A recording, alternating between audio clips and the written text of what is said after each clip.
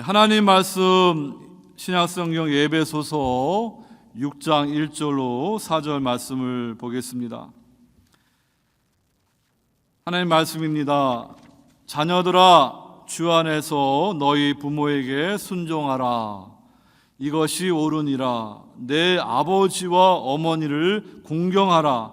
이것은 약속이 있는 첫 계명이니 이로써 내가 잘되고 땅에서 장수하리라. 또 아비들아, 너희 자녀를 노엽게 하지 말고 오직 주의 교훈과 훈계로 양육하라. 아멘. 오늘 본문의 말씀은 주님께서 가정에게 주시는 말씀입니다. 지난 2주에 걸쳐서 주님께서 매리지, 결혼에 대해서 주시는 말씀을 함께 살펴보았습니다. 아내들이여 자기 남편에게 복종하기를 주께 하듯 하라. 남편들아, 아내 사랑하기를 그리스도께서 교회를 사랑하시고 그 교회를 위하여 자신을 주심같이 하라. 이렇게 결혼에 대해서 말씀하신 후에 이제 자연스럽게 이 가정에서 부모와 자녀의 관계에 대해서 말씀하고 있습니다. 오늘 그리스도인 가정에게 주시는 그러한 주님의 말씀은 자녀들이 부모를 주 안에서 공경하라. 그리고 부모들은 너희 자녀를 노엽게 하지 말고 오직 주의 교훈과 훈계로 양육하라. 우리에게 말씀해 주시는 것입니다. 여러분, 지난번에도 말씀을 드린 것처럼 오늘날에는 이렇게 독신, 싱글 가정이 많습니다. 이 결혼에 대해서 남편과 아내에 대한 말씀을 드리면서 나는 지금 부부 관계를 하지 않으니까 나하고 관련이 없는 말씀이 아니라 궁극적으로는 예수님이 우리의 신랑이시고 우리 모두는 다 주님의 신부인 성도이기 때문에 그러한 가정, 이 결혼에 주시는 말씀을 우리가 영적인 교훈을 찾아야 된다 말씀을 드렸습니다. 마찬가지로 지금 나는 부모가 아니고 나는 자녀가 없다 해서 이 말씀이 나와 상관이 없는 말씀이 아니라 우리는 좀 더 큰 가족인 이 교회 가족에 주시는 말씀으로도 적용해서 이 말씀을 보아야 되겠습니다. 1차적으로는 부모가 이 자녀를 어떻게 양육하고 자녀들이 부모를 어떻게 우리가 공경해야 되나 말씀으로 주셨지만 그것은 또한 영적인 교훈으로 이 교회 가족이라는 큰 가정 안에서 하나님을 아버지로 모신 우리 믿음의 형제 자매들이 어떻게 하나님을 마음으로 순종하는가, 그리고 어떠한 축복을 받게 되는가, 그러한 관점도 우리가 생각하고 이 말씀을 좀 깊이 있게 볼 수 있기를 바랍니다. 오늘 특별히 베델 장로교회 45주년 기념일로 이 교회에 주시는 그러한 말씀의 은혜가 있는 줄로 믿습니다. 세 가지로 말씀을 드릴 때 주님이 바라시는 그 교회가 어떠한 교회인가, 저는 오늘 본문을 중심으로 세 가지로 말씀을 드리고자 합니다. 주님은 깨어진 마음으로 순종하는 성도들이 모인 교회를 기대하십니다. 주님은 겸손한 마음으로 양육받는 성도들이 모인 교회를 바라십니다. 주님은 온유한 마음으로 교제하는 성도들이 모인 교회를 바라십니다. 이러한 말씀의 대지로 오늘 창립 기념일을 맞아서 교회에 주시는 말씀으로 함께 말씀의 은혜를 나누고자 합니다. 첫 번째로 주님은 깨어진 마음으로 순종하는 성도들이 모인 교회를 바라신다, 이 말씀을 드리고자 합니다. 여러분, 오늘 본문 1절에 자녀들아, 주 안에서 너희 부모에게 순종하라. 이것이 옳으니라. 하나님의 창조의 질서를 따라서 이 부모로부터 육신의 생명을 받은 자녀들은 부모를 공경하고 효도해야 되는 것입니다. 특별히 장성에서는 힘이 없는 그 노부모를 우리가 괄시하지 않고 그 부모를 돌아보는 그러한 믿음의 가정이 되어야 될 것입니다. 여러분, 이 말씀은 주 안에서라는 그러한 말씀이 주어졌습니다. 우리가 이 부모를 공경하는 것은 궁극적으로 가장 최고의 권위자이신 하나님을 공경하는 그러한 것입니다. 가정에서 이 자녀들이 부모를 공경할 때 부모뿐만 아니라 그 부모에게 영적인 리더십을 준 그 하나님을 공경하는 그 자녀로 성장하게 되는 거예요. 근데 4절 말씀이 이런 말씀이 있습니다. 또 아비들아 너희 자녀를 노엽게 하지 말고 오직 주의 교훈과 훈계로 양육하라. 하나님이 남편과 아버지에게 가정의 영적인 리더십에 그러한 사명을 주시고 사랑으로, 거룩한 사랑으로 잘 양육하고 돌보라고 사명을 주셨습니다. 근데 남편과 아버지가 가정에서 폭군이 되고 가정을 방치하고 돌아보지 않게 되면요, 아내는 상처를 받게 될 것이고 자녀들은 그 아버지를 향하여서 그 마음에 분노를 가지게 될 것입니다. 그 자녀들이 어려서 그렇지 나중에 성장하게 되면은요, 그 어렸을 때 상처를 준 부모를 더 이렇게 마음을 다하여 공경하지 않을 것입니다. 하지만 오늘 말씀을 따라서 어려서부터 그 자녀들을 주의 교훈과 훈계로 잘 양육하게 되면요, 그 자녀들은 부모를 공경하는 법을 배우고 궁극적으로는 하나님을 경외하는 믿음의 자녀로 살아갈 수 있기 때문에 이 세상을 살아가면서 하나님이 정하신 모든 권위들, 정부라든지 여러 가지 영적인 권위라든지 이런 것들에 잘 순종하면서 축복받는 인생을 살아갈 것입니다. 근데 부모에게 이러한 양육을 받지 못하게 되면은요, 그 마음에 상처가 있기 때문에 건강한 가정을 세울 때 어려움이 있고, 그러한 사랑을 받지 못했기 때문에 또 자녀를 양육할 때 이 건강한 사랑으로 자녀를 양육하지 못할 수도 있는 것입니다. 다 내적인 치유가 필요하고 회복이 필요한 것입니다.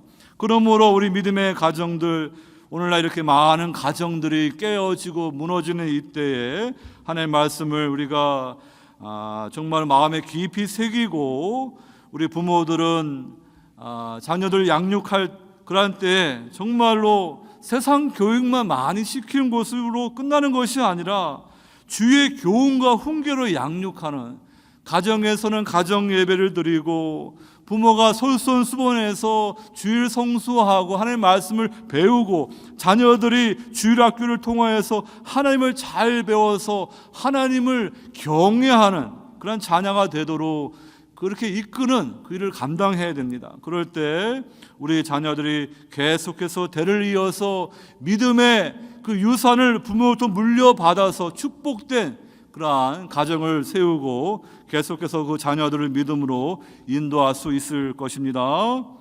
오늘 우리는 이러한 가정에 대해 주시는 말씀과 함께 좀 더 큰 가정인 교회에 주시는 말씀으로 적용해서 말씀을 보고자 합니다. 오늘 본문의 말씀과 함께 신약성경 마태복음 19장 20장의 말씀을 우리가 읽지는 않았지만 여러분들이 집에 가셔서 이 말씀을 쭉 읽어보시기 바랍니다.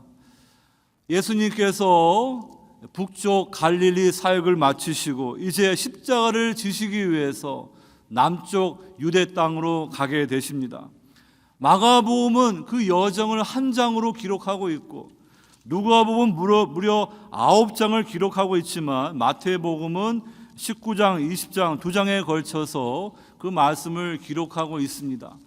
마태복음 18장은 이 교회 공동체에 주시는 말씀입니다. 마태복음에는 예수님의 5가지 말씀의 강론이 구조적으로 위치하고 있는데 그 말씀이 끝나게 되면은 어떻게 끝나냐면은 19장 1절처럼 예수께서 이 말씀을 마치시고 그러한 표현들이 마태복음에 5번 나와 있습니다. 그래서 18장의 4번째로 교회 공동체에 주시는 말씀이 나오고 이제 예수님은 제자들과 함께 북쪽 갈릴리 사역을 마치시고 십자가를 지시기 위해서 남쪽 유대로 가시는데 그 예수님 앞에 나와서 예수님을 시험하고 대적하는 무리가 있습니다. 바로 바리새인들입니다. 이 바리새인들이 예수님 앞에 나와서 질문했던 질문은 바로 이혼에 관한 질문이었습니다. 신명기 말씀 보게 되면 모세가 이혼을 허락하는데 그 어떤 이유로 아내를 버리는 것이 옳습니까? 이 보수적인 샴마이 학파, 이 바리새 학파는 이 간음의 문제 아니면은 그 이혼을 허락하지 않습니다.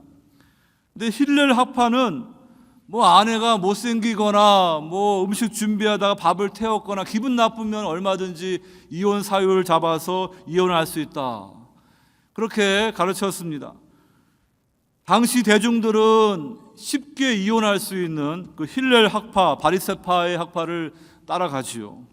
근데 예수님은 이미 산상수훈에서 강경하게 그 이혼을 금하시는 그 간음의 문제 아니면은 하나님께서 한 남자와 한 여자로 창조하시고 남자가 부모를 떠나서 이렇게 아내와 합하여 그들이 한 몸이 될지라 하신 것을 알지 못하느냐. 창세기 1장과 2장에 나와 있는 창조와 결혼 언약의 말씀으로 그들의 질문을 대답하시는 거예요. 그러면서 이 바리새인들이 그렇다면 왜 모세는 신명기에서 그 이혼 징수를 주라고 말했습니까? 아담의 타락한 후손들이 원래 하나님의 뜻은 아닌데 이렇게 그 가정 안에 문제가 있고 인간의 마음의 완악함 때문에 명령이 아니라 허락하는 것으로 그 아내 버림을 허락하였다. 하나 본래는 그렇지 아니한다. 누구든지 음행한 이유 외에 아내를 버리고 다른 데 장가드는 자는 간음함이니라. 더 강경한 말씀을 주님이 주시는 거예요. 그러니까 그 당시에 이혼을 쉽게 하던 때인데 이 제자들이 깜짝 놀라가지고 그럼 주님 우리는 장가들지 않는 것이 좋겠습니다. 이렇게 말할 정도로 예수님은 창세기 말씀 1장 27절과 2장 24절의 말씀을 인용해서 하나님의 뜻은 이렇게 남자와 여자로 하나님의 형상으로 창조하고 남편과 아내가 한 몸을 이뤄서 이 결혼 언약을 지키는 것이다. 분명히 말씀하십니다. 그렇죠. 인간의 완악함 때문에 이 간음의 문제가 있고 성적인 문제가 있을 때 그것을 허락하는 조치를 주신 것이지만 하나님의 뜻은 아닙니다. 여러분, 제가 이 시간에 결혼, 이혼에 관해서 말씀을 하고자 하는 것이 아닙니다. 주님께서 이 바리새인들을 향하여서 너희 마음의 완악함에 대해서 지적하는 그 말씀을 여러분들에게 강조하고자 하는 것입니다. 여러분, 이 완악한 마음, 그것이 바로 하나님을 떠난 아담의 타락한 후손들의 모습입니다. 우리는 에베소서 말씀을 통하여서 그 첫째 아담, 사망의 왕노릇하는 그러한 비신자들의 그 마음 상태가 어떠한지 성경은 분명하게 말씀해 주고 있습니다. 너희는 이방인이 그 마음에 허망한 것으로 행함같이 행하지 말라. 그들의 총명이 어두워지고 그들 가운데 있는 무지함과 그들의 마음이 굳어짐으로 말미암아 하나님의 생명에서 떠나 있도다. 그러니까 하나님의 은혜와 사랑 바깥에 그 죄와 마귀의 유배 땅에 있는 불신자 비신자들의 마음 상태는 한마디로 완악한 마음, 굳은 마음이다. 여러분들이 집에서 아직 주님 앞에 돌아오지 못한 가족들이나 친구들이나 직장에서 그러한 분들 보게 되면은 차이는 있겠지만은 공통적으로 완악한 마음이 있습니다. 그 마음이 굳어져 있습니다. 하나님의 생명에서 떠나 있어요.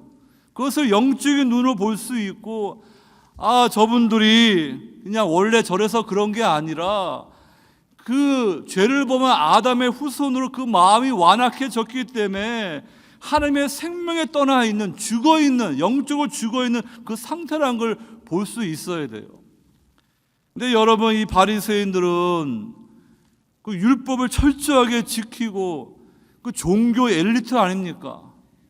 그 안식일을 철저하게 지키고 금식하고 11조 철저하게 지켜서 그 율법으로 구원받고자 하는 그러한 종교 엘리트인데 왜 예수님이 오늘 이혼에 관해 질문하는 그들에게 그 마음의 완악함에 대해서 말씀합니까? 그들은 겉모양으로는 순종하는 것처럼 보이지만 실상은 그 마음은 조금도 변화되지 않은 정말로 마음을 하나님께 순종하지 못하는 또 다른 탕자이고 죄인임을 주님이 드러내시는 것입니다. 여러분, 우리가 하나님의 은혜가 아니면은 절대로 우린 구원받을 수가 없고 하나님의 주시는 생명을 누릴 수가 없고 하나님 나라에 들어갈 수 없어요. 그걸 아는 것이 은혜입니다. 여러분, 그런데 이 바리새인들은 지금 로마 제국에게 우리가 압제를 받고 있는데 우리가 이 율법을 떠났기 때문에 그렇다. 우리가 철저하게 이 율법을 지키면은 메시아가 도래하고 이방 나라가 사라지고 메시아 시대가 도래할 것이다. 그러면서 그들은 잘못된 방향으로 율법주의로 가가지고 율법은 좋은 것인데 율법주의로 가가지고 그 율법을 철저하게 지키면서 자기 의로 공로로 구원받고자 하는 잘못된 길로 가는 거예요. 그러니까 자기 의에 사로잡혀가지고 자기들처럼 그 언약을 지키지 못하고 율법을 철저히 지키지 못하는 그러한 세리와 창기와 그런 죄인들을 바라보면서 그들을 비난하고요. 정말 멸시하고 이방인들을 개처럼 여기는 정말로 하나님이 원하시는 그러한 구원의 길로 나아가지 못하는 잘못된 그 순종을 하는 것입니다. 그래서 그것을 영어로 표현하면은 disobedient obedience, 거역하는 순종이다. 순종인데 겉으로 보기엔 순종 같은데 실상은 disobedient, 불순종하고 거역하는 순종이다. 그러니까 여러분, 예수님의 누가복음 15장의 그 탕자의 비유를 잘 이해하시기 바랍니다. 이 둘째 아들 탕자는 그 언약 공동체를 떠나서 아버지의 집을 떠나서 자기 마음대로 방탕하게 살아가는 그러한 세리와 창기들을 상징하는 인물이에요. 그러한 사람들은 언약 공동체를 떠나고 자기 마음대로 하나님의 율법도 지키지 않고 살기 때문에 자신들이 죄인이고 잃어버린 자인 걸 쉽게 알 수가 있어요. 그리고 하나님의 은혜를 붙들게 되면은 그 둘째 아들 탕자가 돌아오듯이 아버지 앞으로 돌아올 수가 있어요. 문제는 큰아들 탕자입니다. 그들은 몸으로는 이 성전을 떠나지 않고 회당을 떠나지 않습니다. 근데 자기의 율법주의에 빠져가지고 하나님이 원하는 마음으로 원하는 그 순종이 아니라 그 불순종하는 순종을 하는 거예요. 그러니까 이 바리새인들이 예수님이 하나님 나라 복음을 전하면서 자기들이 멸시하는 그 세리와 죄인들이 하나님의 은혜로 거저 하나님 나라에 들어오고 그들의 경멸하는 이방인들도 하나님의 은혜로 하나님 나라에 들어오니까 그것을 받아들일 수가 없는 거예요. 그들은 율법주의 공로주의로 가니까 하나님의 은혜로 들어가는 하나님 나라의 복음을 그들은 배척하고 예수님을 십자가에 못 박아 죽이는데 이 종교 지도자들이 제일 앞장서는 것을 볼 수가 있는 것입니다. 그러므로 여러분, 우리가 신앙생활을 하면서 이 복음을 잘 배워가지고요, 이 양극단으로 가서는 안 됩니다. 이 하나님의 은혜를 싸구려 은혜 취급해가지고 교회도 잘 안 나오고 그냥 예전에 세례받은 거 그거 하나 가지고 나중에 천당 가겠지, 그런 식으로 생각하고 신앙생활 엉터리를 하게 되는 것은요, 둘째 탕자 아들이죠. 그렇다고 자기 의에 빠져서 그냥 율법주의 그 신앙생활을 하는데 하나님 보시기에는 그거는 불순종하는 순종이에요. 전혀 복음으로 그 마음에서부터 변화돼서 외적으로 나오는 그러한 순종이 아니면요, 그것은 또 다른 극단으로 가는 그러한 그 죄인의 탕자의 모습이 되는 것입니다.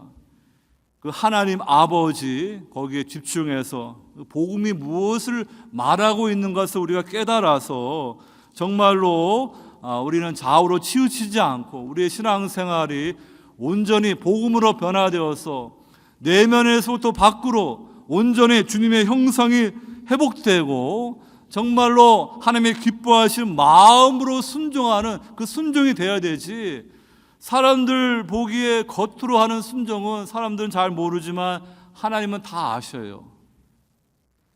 사울 왕도 그냥 사람들 눈치 보면서 이렇게 제사를 드렸지만 그 마음은 하나님을 사랑하거나 기뻐해서 제사 드린 것이 아니에요. 그러니까 하나님은 그 사무엘 선지자를 보내가지고 내가 원하는 거는 그 제사가 아니라 순종이다, 마음으로 하는 진정한 순종이다. 여러분, 이 사도 바울은요 로마서 말씀에서 그것을 우리에게 주는데 그 마음으로 하는 그 순종을 강조하고 있습니다. 그것을 로마서 1장에서도 처음에 그 이방인의 사도가 된 그 목적을 믿어 순종하게 하는 것이다. Obedience from faith, 믿음으로부터 오는 순종이다. 또 로마서 마지막 결론에 가서 또 한 번 믿음으로 오는 순종.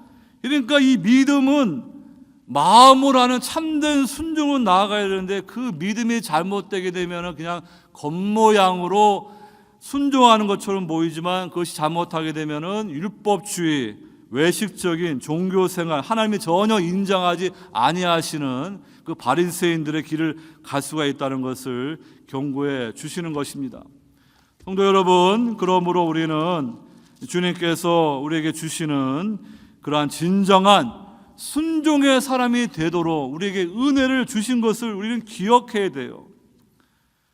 신명기 말씀 보게 되면 모세는 이미 그 이스라엘 백성들이 그 마음이 강팍하기 때문에 벌써 시내산에 올라갔을 때 모세가 빨리 내려오지 않는다고 금세 또 황금송아지 하나님이라고 만들어 놓고 기복신하고 가는 거 다 알고 있습니다. 인간의 그 마음의 타락과 인간의 마음이 우상공자인 걸 너무나 잘 알아요. 그러면서 이 모세는 출애굽 2세대들과 함께 모압에서 그 언약을 갱신하면서 이제 하나님께서 그들에게 마음의 할례를 주시는 때가 올 것이다, 그것을 예언하는 거예요. 그러니까 우리가 마음이 할례를 받아야 돼요. 이스라엘 백성들 역사 보게 되면은 진정한 마음으로 오는 순종이 나오지 않으니까 결국에는 우상숭배에 죄를 짓고 불순종하다가 이렇게 남북 나라가 다 이방 나라에게 망하고 바벨론 포로로 잡혀가지 않습니까? 이사야서 말씀 보게 되면은 이사야 선지자가 이 하나님의 마음을 표현하는데 그 하나님은 이스라엘 백성들을 하나님의 자녀 삼아 주셨는데 그 패역한 자식이라고 그렇게 말하면서 안타까워하십니다. 그 마음의 할례를 받지 못하고 잘못된 길로 불순종으로 가는 그 백성들을 바라보면서 안타까워하는 마음이 나오는데 이제 후반부에 가게 되면 이사야 말씀이 그들을 회복하고 남은 자들이 돌아오는 그 말씀을 주시는 것입니다. 그런데 여러분, 돌아오는 자들의 특징이 있어요. 어떤 자들이 돌아오는가? 이사야서 57장 15절 말씀에 이렇게 말합니다. 지극히 존귀하며 영원히 거하시며 거룩하다 이름하는 이가 이와 같이 말씀하시되 내가 높고 거룩한 곳에 있으며 또한 통회하고 마음이 겸손한 자와 함께 있나니 이는 겸손한 자의 영을 소생시키며 통회하는 자의 마음을 소생시키려 함이라. 하늘 높은 거룩하신 곳에 계신 하나님이 또한 이 땅의 낮은 자와 함께 하실 수 있는 대상이 있는데 통회하고 마음이 겸손한 자, 회개하는 자, 마음이 깨어진 자에게 은혜로 함께 하시는 거예요. 그러니까 여러분, 자기 위에 빠지고 신앙생활 교만하게 되면은 하나님의 은혜에서 떠나갑니다. 성도라고 하더라도 이 마귀가 우리를 이렇게 마음을 완악하게 만들기 위해서요, 예배의 자리를 떠나가게 하고 우리로 하여금 회개하지 못하게 하고 감사하지 못하게 하게 되면은 신자도 마음을 지키지 못하고 이 비신자처럼 이렇게 마음이 완악해지는 경험을 할 수가 있어요. 그러니까 마귀가 여러분들의 마음을 이렇게 하나님의 은혜를 떠나게 하려고 완악하게 하는데 그 집중하는 게 회개하지 못하게 하고 감사하지 못하게 하게 되면 여러분들 마음이 은혜를 떠나는 거예요. 여러분들이 예배에 집중하고 하나님의 말씀을 통해하며 회개하는 삶을 살아가고 예수 그리스도가 주시는 하나님의 은혜가 무엇인지 알고 감사로 나아가게 되면요, 그 은혜를 잃어버리지 않아요. 그 복음의 진리 안에서 자유롭게 신앙생활을 할 수가 있습니다. 여러분, 이 복음을 우리가 붙들어야 돼요. 사람들은 이 복음을 생각하기를 마치 비행기가 이렇게 활주로 해서 이륙해가지고 비행하다가 나중에 이제 착륙할 때 필요한 활주로처럼 여겨가지고 내가 예수님을 구주로 영접할 때 복음을 듣고 믿었고 이제 죽어서 천국 갈 때 또 복음이 필요하고 그 중간에는 복음이 상관없는 것처럼 착각해서는 안 돼요. 이 복음은 활주로가 아니라 우리가 하나님의 은혜 안에서 마음껏 비행할 수 있도록 우리를 이끌어가는 그러한 비행기 엔진과 같아요. 그러니까 여러분들이 복음을 통하여서도 예수님을 만났고 여러분이 복음을 통하여서 하나님 나라에 들어가지만 지금 이 땅에서 이 복음을 깊이 깨달아 알아야 되는 것입니다. 그래서 겸손한 성도들은 내가 이렇게 많은 거 안다 생각하고 그렇게 그냥 하나님 말씀 배우는 일에 소홀히 하는 자들이 아니라 그 복음의 진리는 깊이가 있습니다. 어린 아이도 쉽게 이해할 수 있을 만큼 쉽고 신학 박사도 깨달을 때 너무나 부유한 말씀이기 때문에 그 깊이가 있는 말씀이 다 하나님의 말씀이에요. 그 복음을 우리가 힘써 알아야 된다는 것입니다. 여러분, 에스겔서 말씀 보게 되면은 또 에레미야서 말씀 보게 되면 하나님께서 이제 새 언약을 주셔서 우리 마음 안에 이제 하나님의 언약을 새기시겠다. 이제 예수님을 통하여 새 언약이 주어질 것을 다 예언하십니다. 또 에스겔서 말씀에도 하나님이 이제 그 바벨론의 포로로 있던 그들을 이제 고국으로 인도하여 주시는데 그 마음에 그 물을 뿌리셔서 정결한 마음 되게 하시고 우상 숭배에 떠나게 하셔서 그들이 그 돌같이 강팍한 마음이 부드러운 마음 되게 하여서 새 마음을 주시고 새 영을 주시겠다. 그렇게 약속하셨어요. 그러니까 여러분 그 말씀을 쭉 생각해 보시게 되면은 하나님의 은혜를 떠난 아담 하에 있는 인생들은 다 마음이 완악해요. 강팍해요. 그들이 세상에서 얼마나 행복하고 부자로 살지 모르지만 영적인 실체로 보게 되면은 죄와 마귀와 사망의 유배 가운데 있는 거예요. 하나님의 임재와 사랑 가운데 나오지 못하는 거예요. 교회를 나와도 몸만 나오는 거예요. 근데 그들이 어떻게 이제는 하나님의 임재와 사랑 가운데 나올 수가 있습니까? 바로 우리에게 하나님께서 예수 그리스도를 구주로 보내주셔서 우리를 대신하여 십자가의 그 진노의 잔을 받으시고 우리를 위하여 새 언약을 체결하시고 우리가 받아야 할 그 진노의 얼굴이 아니라 하나님을 우리의 사랑의 아버지의 얼굴로 볼 수 있도록 우리에게 이 구원의 은혜를 베풀어 주시는 거예요. 그래서 예수님이 십자가를 앞에 두고 제자들과 새 언약을 체결하시고 십자가에 죽으시고 부활하심으로 이제 그 죄의 유배 땅에서 우리가 이제는 하나님의 임재 앞으로 나아갈 수 있는 뉴 엑소더스 새 출애굽의 구원의 역사가 이루어지는 거예요. 근데 그것이 누구에게 주어지는가? 마음이 깨어진 자들, 회개하는 자에게, 믿음으로 주님 앞에 나오는 자에게 주어지는 거예요. 교회에 나오면 그냥 오늘날은 쉽게 세례주고 집사님 세울 수 있습니다.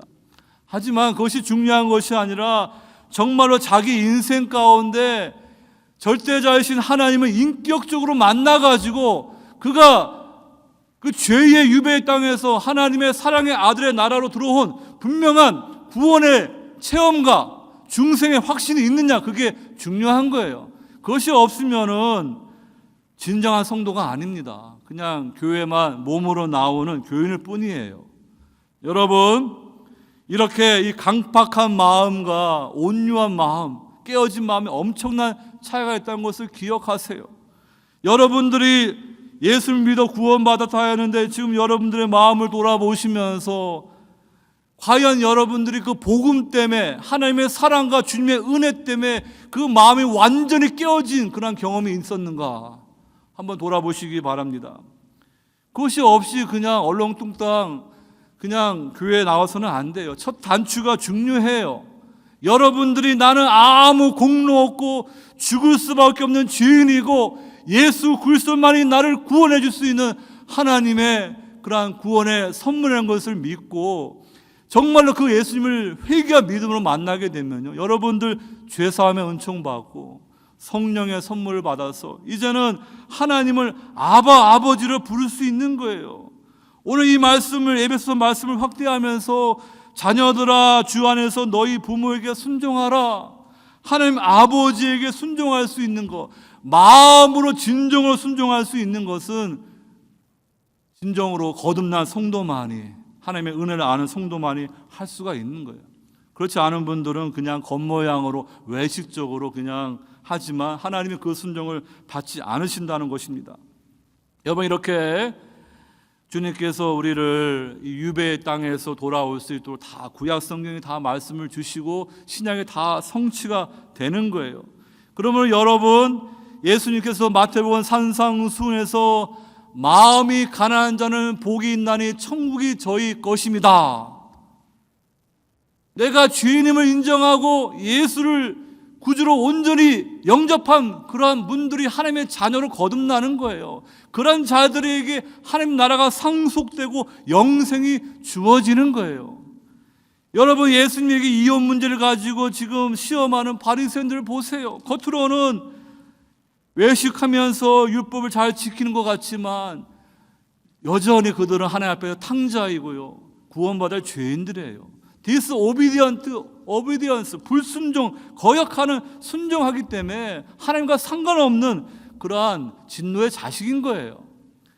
그러한 바리새인 포함해서 다 우리 주님께서는 이제는 그 유배 땅에 있는 그 하나님의 그 패역한 자식들 다 이제는 구원받고 하나님의 그 사랑의 집에서 하나님을 아버지로 예배하면서 하나님을 기쁘게 섬길 수 있는 그 은혜를 주시는 거예요. 누구에게요? 복음을 듣고 회개와 믿음으로 주님 앞에 나오는 사람들. 이 마태복음 19장의 초반에 나와 있는 말씀과 이제 대칭이 되는 20장 끝에 가게 되면은 예수님이 이제 십자가를 지시기 위해 예루살렘에 들어가시는데 그 근처에 여리고성이 있습니다. 그 여리고성에 두 맹인이 있는데 다른 복음서에는 한 사람의 이름이 바디메로 나와 있습니다. 이 두 맹인이 예수님이 지나가신다는 말을 듣고 뭐라고 말합니까? 소리질러 이르되 주여 우리를 불쌍히 여기소서 다윗의 자손이여.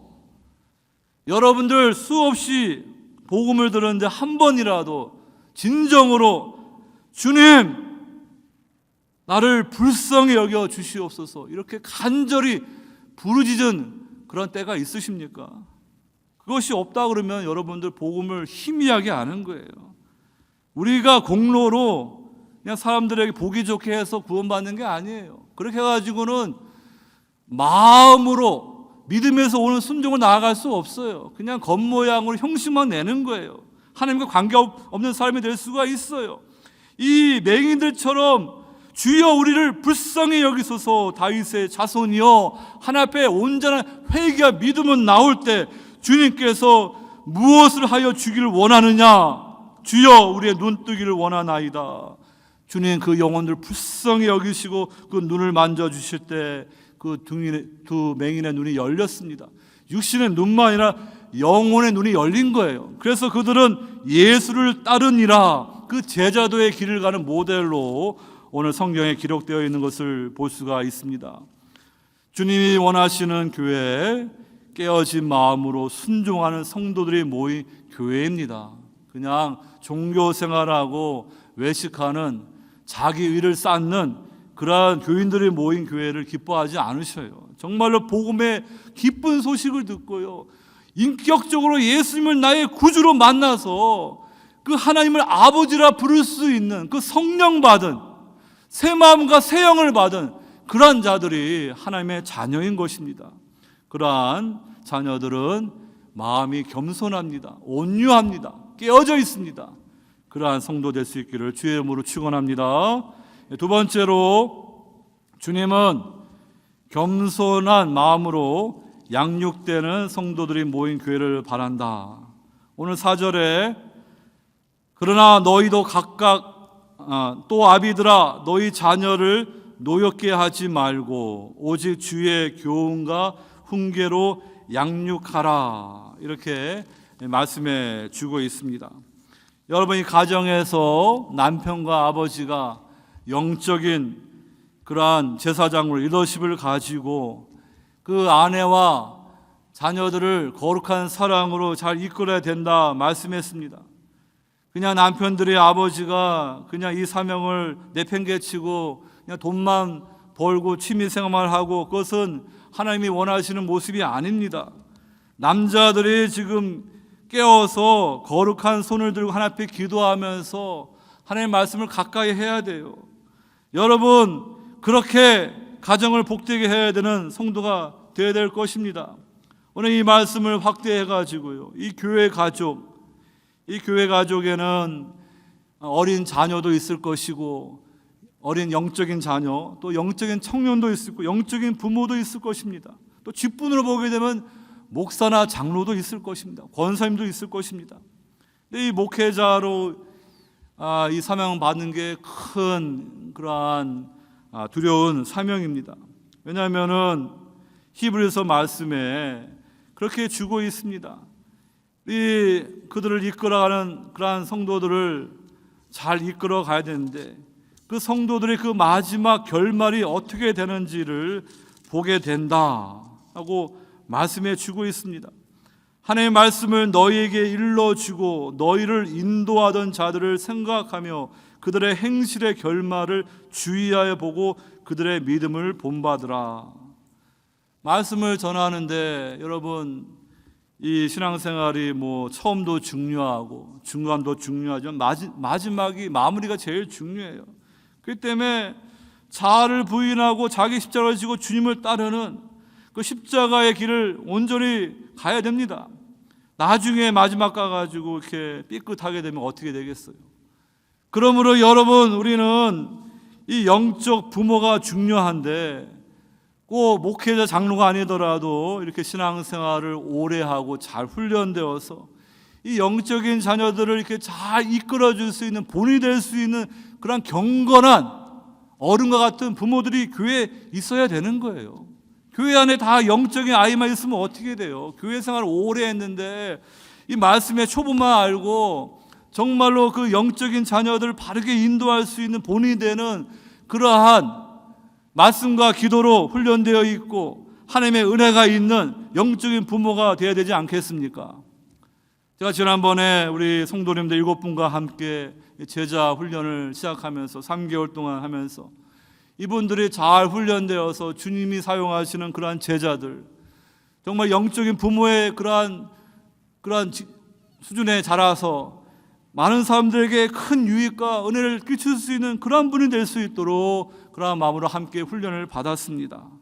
저도 부족하지만은 우리 교회 안에 이런 영적인 부모들, 영적인 리더들이 많아가지고 이 영적인 아이들을 잘 이끄는 그러한 교회가 하나님이 기뻐하시는 교회입니다. 그렇기 때문에 이 영적인 그러한 부모의 역할을 하는 분들을 우리가 성도들이 존경하고 오늘 말씀에는 이렇게 부모를 공경하라는 표현이 있듯이 존경할 수 있는 그러한 마음을 가질 수 있기를 바랍니다. 아니 내가 교회 오래 다녔고 다 안다. 그냥 많이 안다고 그 어떤 신앙의 매너리즘에 빠져가지고 나는 더 이상 양육이 필요하고 훈련이 필요 없다고 생각하는 분들은 잘못된 분들이에요. 하나님의 말씀이 얼마나 부유하고 깊이가 있는데요. 예전에 10몇 년 전에 받은 은혜 말씀 가지고 그걸 지금까지 우리가 먹으면 됩니까? 오늘 우리에게 주시는 말씀을 우리가 알아야 되고 하나님 말씀은 그걸 10년 전에 똑같은 본문이라도 10년 전에 하고 5년 전에 하고 지금 달라요. 그 말씀의 깊은 곳에 그 보화를 캐내가지고 하나님 말씀의 은혜를 누려야 되는데, 이렇게 마음이 이게 겸손하지 않으면은 무슨 말씀 공부냐, 성경 공부냐, 제자 양육이냐. 여러분 그걸 소홀히 해보십시오. 여러분들이 어디서 훈련을 받으시겠습니까? 본교에서 훈련 받지 않고 그냥 유튜브 틀어놓고 그냥 재미있게 말씀 전하는 분들 그런 말씀만 들으시겠습니까? 제가 부족하지만 여러분들에게 가장 유익한 그 복음이 무엇인지 저도 깊이 고민하고 이 말씀을 준비합니다. 여러분, 우리는 이 진리의 말씀, 복음의 말씀을 겸손한 마음으로 잘 배워서 영적인 부모로 나아가는 성도가 될 수 있기를 바랍니다. 이 마태복음 하나만 보더라도요, 우리 겉으로 보게 되면은 이 바리새인들, 종교인들 그 신앙생활 잘하는 것 같은데 실생활 들어가 보니까 disobedience, 거역하는 그 불순종이라는 걸 보게 되는 거예요. 마가복음을 또 연구하게 되면은 예수님은 왕이신데 역설적이게도 범죄자로 십자가형을 받는 거예요. 누가복음 보게 되니까 그 공동체 안에서 인사이더가 누군가를 말해주는데 그 안에 있던 인사이더가 아니고 바깥에 있는 아웃사이더들이 하나님 나라 인사이더 되는 그런 역설의 은혜가 있어요. 요한복음 보게 되면은 하나님 창조자이신데 우리 인간의 몸을 입은 성육신한 그러한 인간의 몸을 가진 그런 주님으로 오시지 않습니까?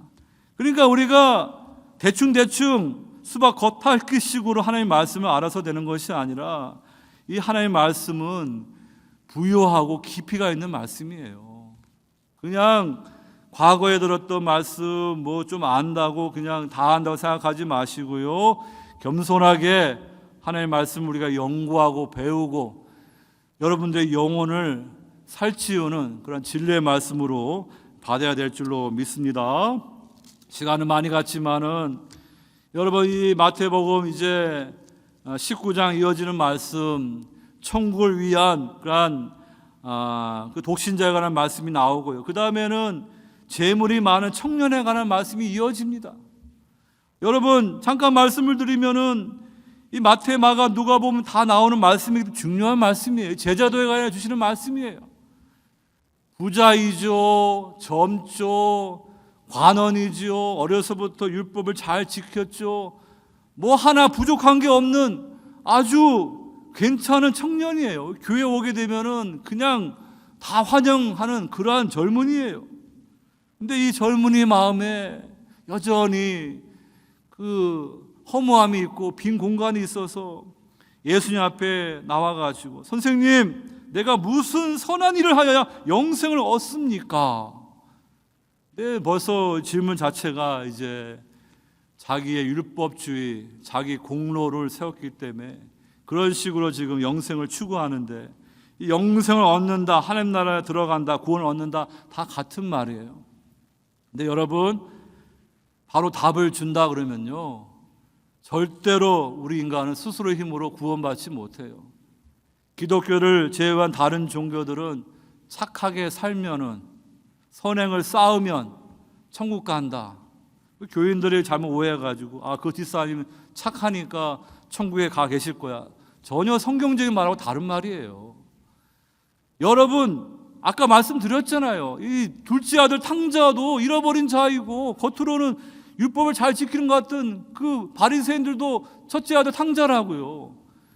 배드, 굿이 다 똑같아요. 하나님 앞에서는요, 똑같이 죄인이고 잃어버린 탕자예요. 우리는 복음을 듣고 예수님을 나의 구주로 영접해서 우리 안에 새 마음, 성령이 주어져서요, 정말 마음으로 순종하는 그런 하나님의 자녀가 되어야 되는 거예요. 그렇지 않고 율법적인 종교생활로 신앙생활을 하게 되면은요, 하나님과 관계없는 그런 길을 갈 수가 있는 것입니다. 근데 이 청년이 이렇게 율법주의 그러한 종교관을 가지고 이렇게 질문을 하니까 예수님도 복음을 먼저 말씀하기 전에 율법을 먼저 말씀하십니다. 하나님이 이스라엘 백성들에게 율법을 주신 것은 그 율법이 하나님이 어떠한 분이신지를 보여주고 그 율법을 지킴으로 구원받는다는 것이 아니라 그 율법은 우리가 하나님 앞에 철저한 죄인이라는 것을 보여주는 엑스레이예요. 그리고 응급처치예요. 사람이 죽어가는데 살려놔야지 않습니까? 하지만은 율법에 우리를 거룩하게 만들거나 변화시키지 못해요. 그것은 복음이신 예수 그리스도만이 우리를 진정으로 변화시킬 수 있는 거예요. 율법은 선한 거지만 율법주의로 나아갔을 때는 진정으로 내면에서 변화가 일어날 수가 없는 것입니다. 이 청년이 율법주의로 선생님 어떻게 해야 영생을 얻겠습니까? 이렇게 질문하니까 예수님이 10계명에는 대신계명, 대인계명이 있는데 그 대인계명 중에서 부정적인 명령을 먼저 4가지를 열거하십니다. 살인하지 말라, 간음하지 말라, 도둑질하지 말라, 내 이웃에 대하여 거짓 증거하지 말라. 그 다음에 긍정적인 명령 제5계명 내 부모를 공경하라.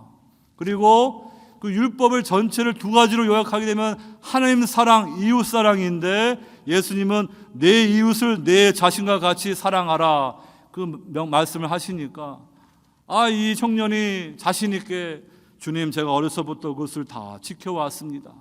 아마 이 청년은 그런 외적인 거기 때문에 잘 지켜왔을 거고 또 구제도 열심히 했을 것입니다. 근데 예수님은 의도적으로 그 마음을 다루는 10번째 계명 탐심에 관한 그 계명을 말씀하지 않았고요. 대신 계명은 언급하지 않았어요. 그러면서 이 결정적으로 이 청년은 그 인생의 가치관이 삶의 목표가 그의 재산이에요. 물질이에요. 그것이 하나님의 자리에 앉아서 우상이 되어 있어요. 그렇기 때문에 이것이 다 누구에게 주는 말씀은 아니고 이 청년에게 주시면서 제자도로 도전하시는데 주님 말씀하시기를 내가 온전하고자 할진대 가서 내 소유를 팔아 가난한 자들에게 주라. 그리하면 하늘에서 보화가 내게 있으리라. 그리고 와서 나를 따르라. 그 말씀이 그 청년의 마음 안에 있는 그 우상을 들추어내는 거예요. 그는 하나님보다 자기 재산을 더 의지하고 사랑합니다. 너무 재산이 많아가지고 이거 포기하고 예수님을 따른다 그 결단 못하는 거예요. 그래서 그는 정말로 근심하면서 슬픈 기색으로 주님의 13번째 제자가 될 수 있는 기회가 있었는데 그냥 떠나가는 거예요. 여러분, 이 청년은 선한 선생님 무슨 선한 일을 하여 영생을 얻겠습니까? 라고 진지하게 그 구원에 관해서 질문하던 그런 청년이었습니다. 근데 예수님은 복음이시고요, 영생이시고 그 청년이 추구하는 걸 주실 수 있는 분이에요. 그런데 자기가 가진 게 너무 많고 그것이 우상이 되니까 자기 앞에 창조주이신 주 예수 그리스도가 계시고 그에게 구원의 은총으로 초대하는 말씀을 주심에도 그는 거기서 결단하지 못하는 거예요. 만약 그가 가난한 마음을 가지고 정말로 예수님이 그 밭에 감추인 보화처럼 가장 귀한 보배라는 걸 알았다 그러면요, 그는 자기의 재산을 마음을 빼앗기지 않고 주님을 따르는 제자가 됐을 거예요. 그런데 그 재산이 그 마음의 첫 번째 자리에 우상에 있는 거예요. 그러니까 여러분, 제 첫 번째 계명과 같이 이어집니다. 그러니까 첫 번째 계명은 하나님 외에 다른 걸 우상을 두는 거 아닙니까? 그러니까 재물이 우상이니까 하나님 앞에 헌금을 드릴 수가 없는 거예요. 하나님 앞에 헌신할 수가 없는 거예요. 그것이 바로 탐심과 제1계명이 같이 이어지는 거예요. 여러분, 주님은 우리 각자에게 이 제자도의 부르심을 말씀하는데 우리가 정말로 겸손한 마음으로 양육되기 위해서는 이 제자도의 길을 가야지 그냥 멀찍이 군중처럼 헌신도 필요 없는 그냥 싸구려 신앙으로 신앙생활 하게 되면은 여러분들이 제대로 하나님의 사람으로 양육받을 수가 없어요. 주님은 그것을 분명히 말씀하셨습니다. 나를 따라오려거든 자기를 부인하고 자기 십자가를 지고 나를 따르라. 그러면서 제자들에게 말합니다. 부자가 천국 들어가는 것, 이 낙타가, 이 큰 낙타가 이 바늘기 그 조그만 구멍 들어가는 것보다 더 어렵다. 그러니까 제자들이 깜짝 놀라가지고, 아니 구약에서는 이 물질을 받은 것도 하나님의 은총을 받아가지고, 아니 이 젊은이 그 율법을 어렸을 때 잘 지켰고 많은 재산 복도 받은 사람인데 구원에 못 들어간다니까. 그러면 누가 구원받을 수 있습니까? 그러니까 주님 뭐라고 말하십니까? 사람으로는 할 수 없으나 하나님으로서는 다 하실 수 있느니라. With man this is impossible, but with God all things are possible. 여러분, 이 청년뿐만 아니라 다 마찬가지예요. 우리의 공로, 우리의 노력, 그거 가지고 절대로 하나님의 그 거룩의 기준, 의의 기준 이룰 수가 없어요. 아무도 구원받을 수 없어요. 우리는 하나님의 은혜로만 구원받는 거예요. 그렇기 때문에 하나님이 우리에게 은혜의 선물로 구주 예수 그리스도를 보내주시고, 우리는 아무 공로 없지만은 회개와 믿음으로 예수님을 나의 구주로 영접했을 때 그 주님의 십자가의 보혈이 우리의 모든 죄를 다 덮어주시고 정결케 하시고 우리 안에 성령을 주심으로 하나님을 아바 아버지라 부르면서 이제는 그 은혜 안에서 양육되어서 거룩한 하나님의 자녀로 그 형상 회복되는 그 길을 가도록 하나님이 우리를 제자도로 부르신 거예요. 그러니까 이제 세례받고 이제 구원받았으니까 천당에 가겠지 하면서 대충 신앙생활 하게 되면 안 돼요. 겸손한 마음으로 신분만 바뀌었지, 이제 그 하나님이 기뻐하시는 마음으로 순종하는 거룩한 하나님의 자녀가 되기 위해서는요, 복음이 무엇인지 알고 말씀이 무엇인지 알고 성령의 인도함을 따라 양육을 받아야 되고 훈련을 받아야 되는 거예요. 여러분, 이렇게 예수님이 낙타가 바늘기로 들어가는 것이 더 쉽다고 하니까 이 제자들 베드로가 이제 앞장서서 말합니다. 주님, 우리는 모든 걸 버리고 주님을 따랐습니다. 그런데 우리가 무엇을 얻으리까? 이게 좀 말은 틀리지만 같은 의미예요. 이 부자 청년도 선생님, 무슨 선한 일을 하여야 영생을 얻으리까? 이 사람은 재산이 우상이 되어서 포기하지 못했죠. 근데 이 제자들은 그들의 재산을 내려놨어요. 자기들의 부모, 자녀, 아내보다 주님을 더 따랐습니다. 그러면서도 여전히 아직은 마음에는 내가 이렇게 주님을 따랐는데 그러면은 무엇을 얻겠습니까? 보답이 무엇입니까? 주님은 분명히 말씀하십니다. 너희들이 나를 따랐을 때 내가 너희들에게 줄 그러한 약속과 상급이 있다. 그러면서 그들의 잘못된 공로주의로 빠지지 않도록 그들을 경고하는데, 마지막 말씀이 먼저 된 자로서 나중되고 나중된 자로서 먼저 될 자가 많으니라.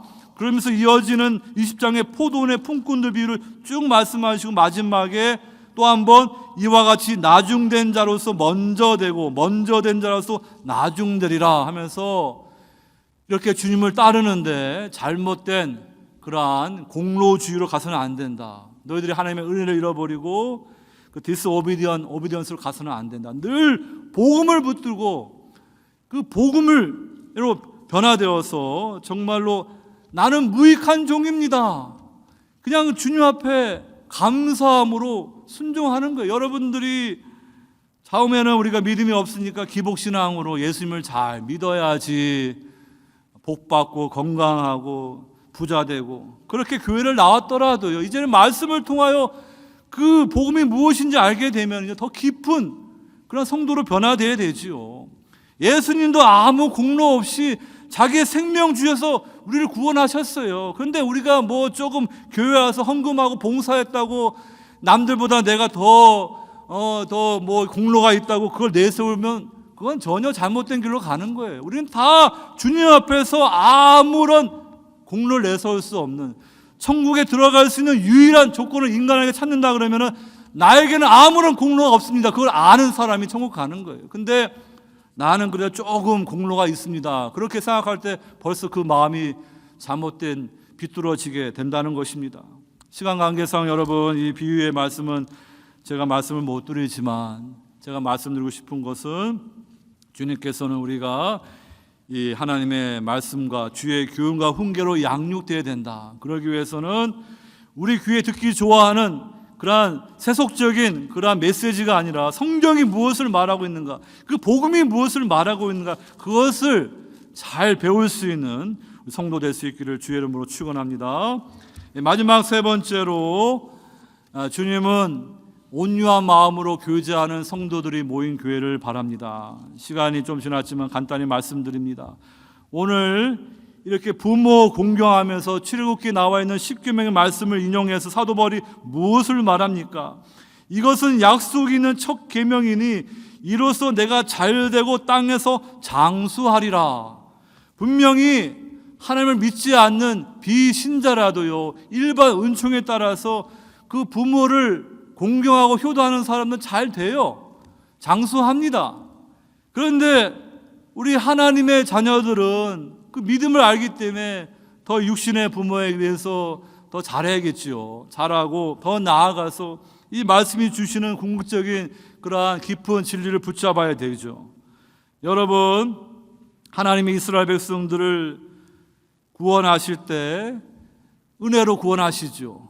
그 애굽의 노예였습니다. 그리고 아브라함의 약속대로 그 중에 하나가 가나안 땅을 기업으로 주는 거예요. 그러니까 하나님의 구원 역사와 땅을 기업으로 지파별로 종족별로 가족별로 분배받는 것이 다 연결되어 있어요. 그래서 구약에서는 그 땅이 공동체적인 의미가 있고요. 우리 지금 이 땅에서 우리가 현재 땅 거래하고 그런 개념이 아니에요. 그 시대에는 언약적인 그런 개념으로 하나님의 주시는 그러한 약속의 땅입니다. 그래서 오늘 말씀에 내가 잘되고 땅에서 장수하리라, 이 말씀이 신약에서는 어떻게 적용이 되고 이루어지는가? 신약에서는 더 이상 땅에 대해서 말하지 않아요. 오늘 어떤 분들이 이렇게 백투 예루살렘 해가지고 복음이 예루살렘에 와야지, 유대인들이 돌아와야지 예수님이 재림한다. 여전히 이 세대주의적인 그런 물질적인 것을 보는 것은 잘못된 관점입니다. 초대교회는요, 그 땅을 말한 것이 아니라 오히려 땅을 팔아가지고 부자들이 가난한 자들